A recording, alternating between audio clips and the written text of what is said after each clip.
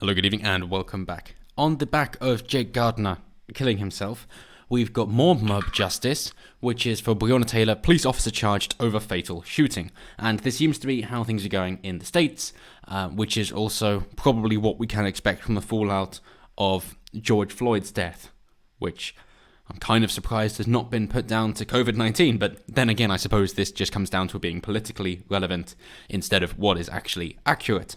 So, with the Jake Gardner case, the gentleman who defended himself against rioters who were trying to attack him, as in there were three of them, he fired a couple of warning shots, they continued, and therefore he shot them.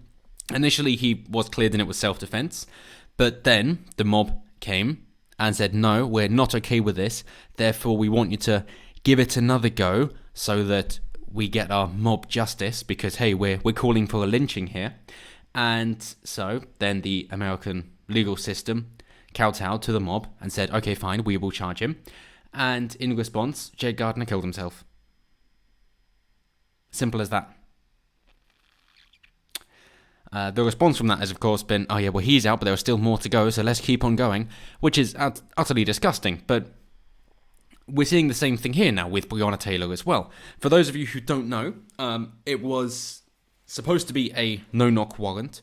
Was it? Well, no, they did actually announce themselves as police. There are hopes to get rid of no-knock warrants in their entirety, of course, because, hey, if somebody's just breaking down your door, surely you aren't going to defend yourself, because you don't know who it is. And it seems like somebody is just breaking in. It's highly unlikely that if you're in your property and somebody breaks in, you're going to think, oh, okay, it's probably good news. That's not going to happen. So, no. It is vitally important that you do announce yourself, not just for the police, but for anyone else as well, that surely you say who you are. And the police did, in this case, actually announce themselves, but nonetheless, they were fired upon by the residents, which was not Breonna Taylor. It was instead her partner who shot against the officers. And the officers then fired back because they were then under fire. And in doing so, they took out Breonna Taylor, who did not have a firearm. And the idea was that it was for a drug raid and there were no drugs found on the premises.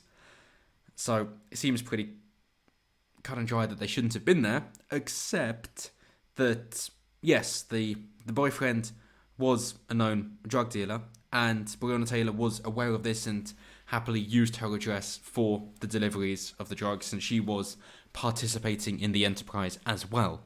So, no, she was not an innocent bystander, and I'm sure that whenever you're in this business, you would expect to knock on the door from the police at one point sooner rather than later. The fact that they knocked on the door with a battering ram is, yes, taking things a bit far.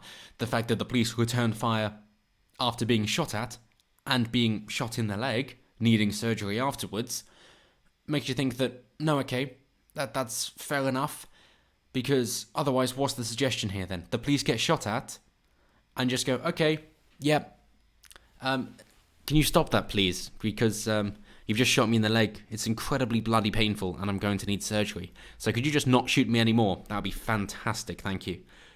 No, that's clearly ridiculous. That isn't going to happen. The police aren't aware of how many people are inside the home, just that they are now being shot at.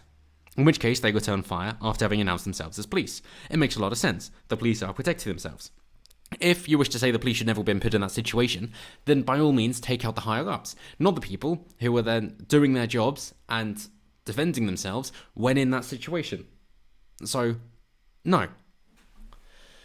There should not be any further legal aid that they've got here, $12 million paid to the family in a settlement.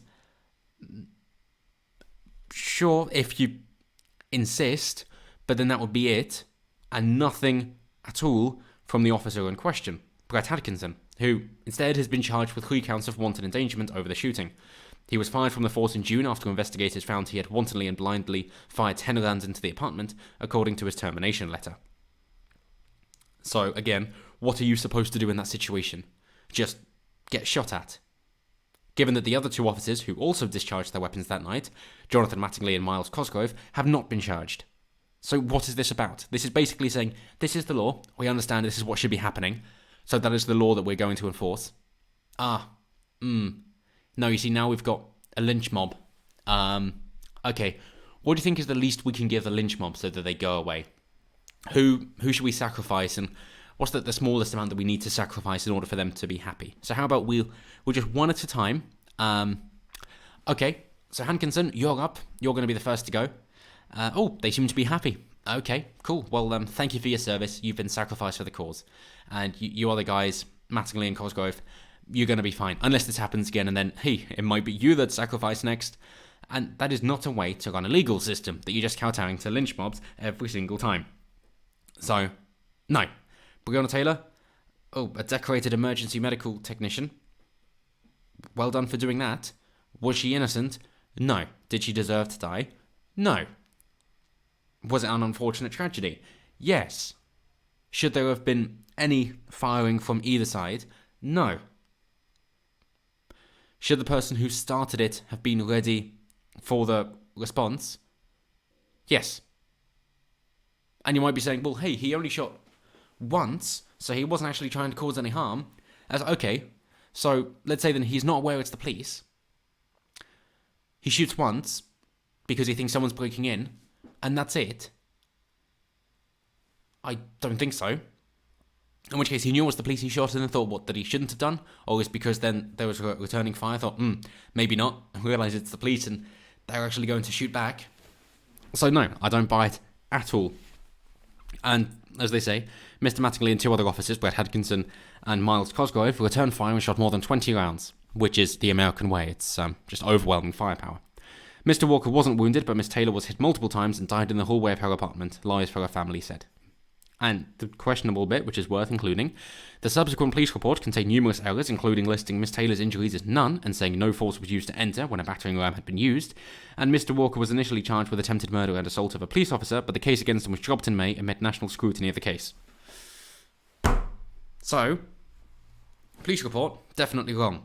And then Mr. Walker, the guy who shot the police officer, shooting him in the leg needing surgery, he was then charged. And then lynch mob came and went, no, we don't want this guy to be prosecuted because we want to screw over the police. So if these guys with guns can get rid of these guys with guns, that would be great because, yeah, we don't like the police or people having guns unless we are the police and we have the guns and our security can have the guns. That's fine. As long as we have security and we can overpower you, that's fine. There's no moral principle here, not at all. It's just might is right and we want the might. We want the power. That is it. But that's the situation we find ourselves in. So what can be done about it? Well, of course, as always, you have the law there for a reason. So all you got to do then is uphold it. So when it comes to voting, which is pretty much the only way you can change these things, you've got to be really aware of what the voting record is of the people that you're voting for in order to know which side of the law they're going to come down. And also, what makes it particularly topical is with RBG's passing and her replacement, that maybe she'll be replaced by somebody who is actually a constitutionalist, somebody who believes with the Second Amendment of the right to keep and bear arms, and would actually then maybe even find the other restrictions on different age for different weapons, on magazine capacities, on the bump stock bans, to all be unconstitutional, which would make a lovely change. The same as being gun-free zones. But that is all that can be done about it for now. So for any American viewers, of course, then you make sure that Trump gets his second term. And for any British viewer, be aware that this is trying to happen in the UK as well. So yes, I know we have a Supreme Court which is better off not existing, but the same goes for when you're going to vote for people, understand what their legacy is, and also understand that apparently this Conservative government is Conservative in name only, and it's time for a change. But as always, let me know what you guys think down below. Always intrigued to hear what you guys have to say. And as always, until next time, have a good one.